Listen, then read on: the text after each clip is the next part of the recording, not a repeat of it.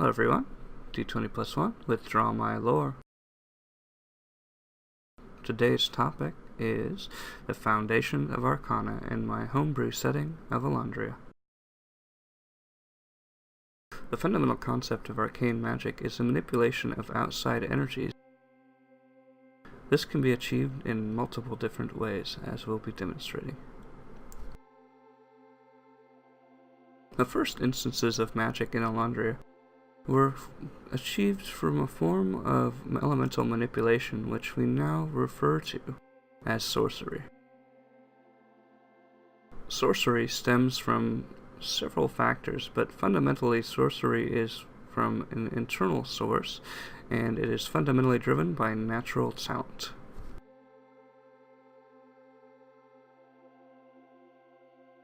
In the beginning, sorcery was the only form of magic, and it was derived from a manipulation of the outside elements, primarily the main elements that we know today. This, of course, is known as elemental magic. In the beginning, it was believed that there were 6 types of elements, and therefore 6 different schools of elemental magic, all of which were interconnected. The most famous elementalist sorcerer at the time was a high elf by the name of Alandrian.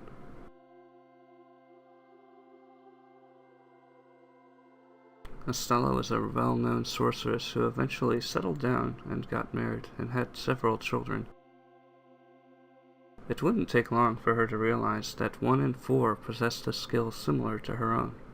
As the generations passed, the number of Lunarians who possessed this skill greatly increased.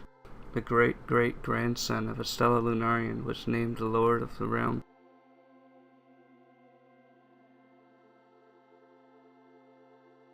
It was in this way that the noble lineage of the House Lunarian was formed, a house which still to this day carries great power over the people of Alandria.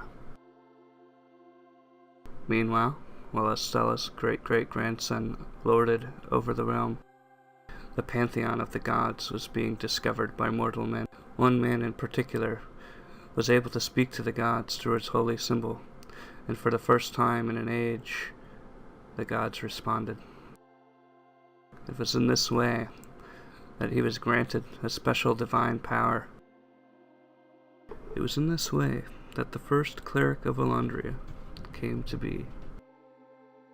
A simple and pious man who had found this holy symbol quite by accident, John Borgnine quickly became famous for his abilities to heal and recover the sick, and also for his ability to channel the divinity of the gods.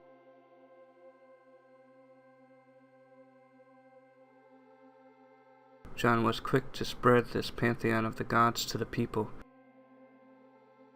preaching of the healing power of his god. Seemingly in defiance of the Lunarians, John coined the phrase, faith before lineage.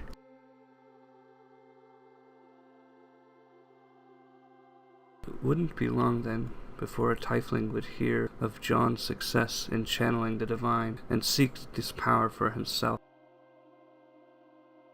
This tiefling's name was Timerian the Crimson. And while John had sought to make a divine pact with the gods, Timerian had instead chosen to make a fiendish pact with the devils. Of course, it didn't take long for these fundamental belief systems to clash. Where John represented the divine, Timerian represented the demonic.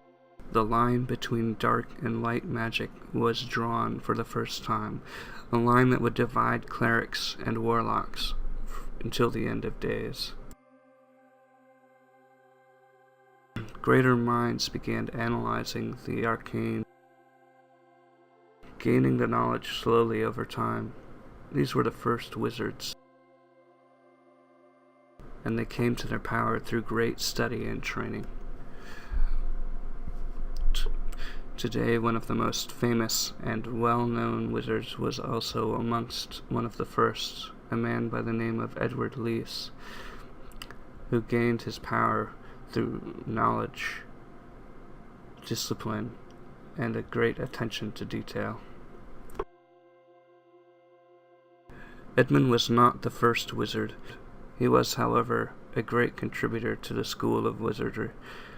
He invented the concept of the arcane focus, a device which allowed a wizard to focus and amplify his power, and which eliminated the need for multiple hard-to-find spell components.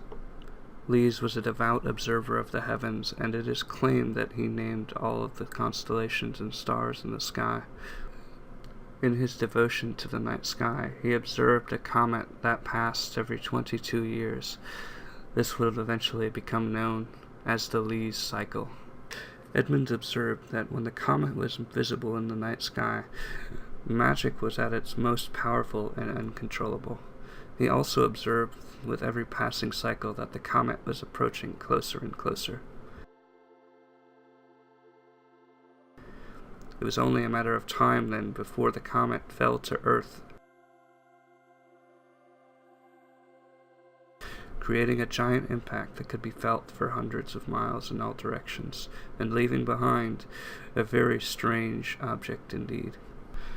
Cimmerian, John, Estelle's great-great-grandson Maelor, and of course Edmund himself. Together they were the four lords of magic, and together they investigated this mysterious object.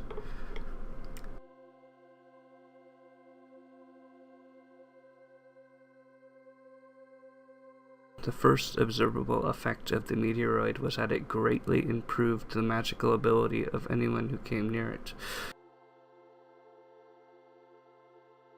The second immediate observation was that it could not be broken or destroyed by any tools known to man, elf, or dwarf. The four lords of magic took counsel and sat for many weeks debating what to do with the object. Cimmerian would use it for evil, John for good, Edmund for science, and Maelor wanted to keep it secure. It was in this way that the four lords came to the idea of building the Arcane University. As the years passed and the Arcane University slowly was built higher and higher, water began to fill the impact crater, creating a perfect defensive position. It was also at this time that a small village called Anadel grew in the shadow of the Arcane University. Before long, people began to journey to Anadel and the Arcane University. This very quickly became known as the Arcane Pilgrimage. Practitioners of all forms of arcana were welcome within the walls. Within a decade of the Arcane University opening its doors, arcane magic had found its way, for better or for worse, to every corner of Alandria.